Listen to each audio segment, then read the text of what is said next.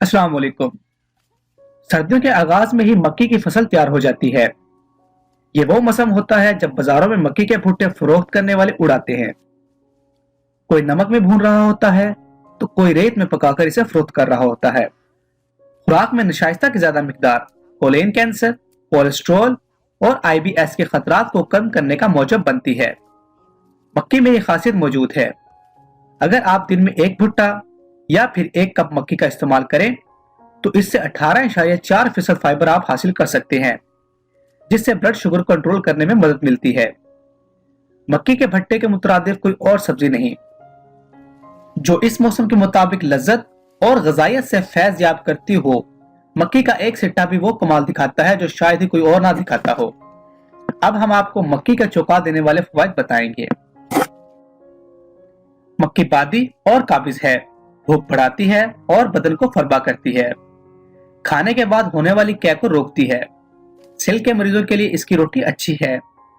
आंखों की बसारत को बढ़ाती है। कमजोर और लागर बदन को कुव्वत देती है।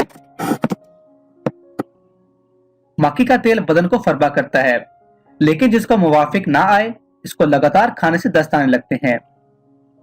मक्की की कुली 6 माह हैज के मरीजों को पीस कर दें तो फौरन फायदा होता है। इसकी कुली की राख में नमक मिलाकर फांक लाने से काली खांसी और जुकाम की खांसी में फायदा होता है। इसकी दाढ़ी का जुशांदा बनाकर पीने से मसाने के अमराज और पेशाब की जलन दूर हो जाती है और पेशाब खूब आता है। इसका आटा सिरके में मिलाकर लेप करने से खारिश और हाथों पांव व नाखूनों के फटने के रोकने में मुफीद है। इसके जुशांदे का हकना आंतों के जख्म को दूर करता है और इसमें गजाइत गेहूं से कम है।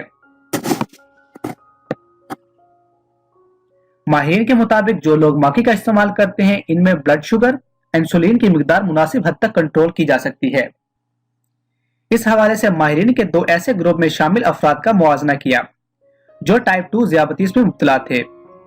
एक ग्रुप ने फाइबर पर मुश्तमिल ग़िज़ाओं का इस्तेमाल किया, जबकि दूसरे ग्रुप ने कम नशाइस्ता वाली ग़िज़ाओं का इस्तेमाल किया।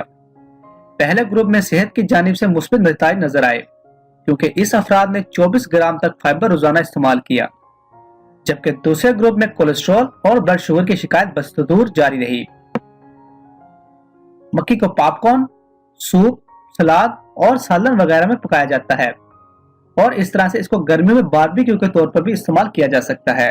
उम्मीद करता हूँ आपको आज की वीडियो पसंद आई होगी। शुक्रिया।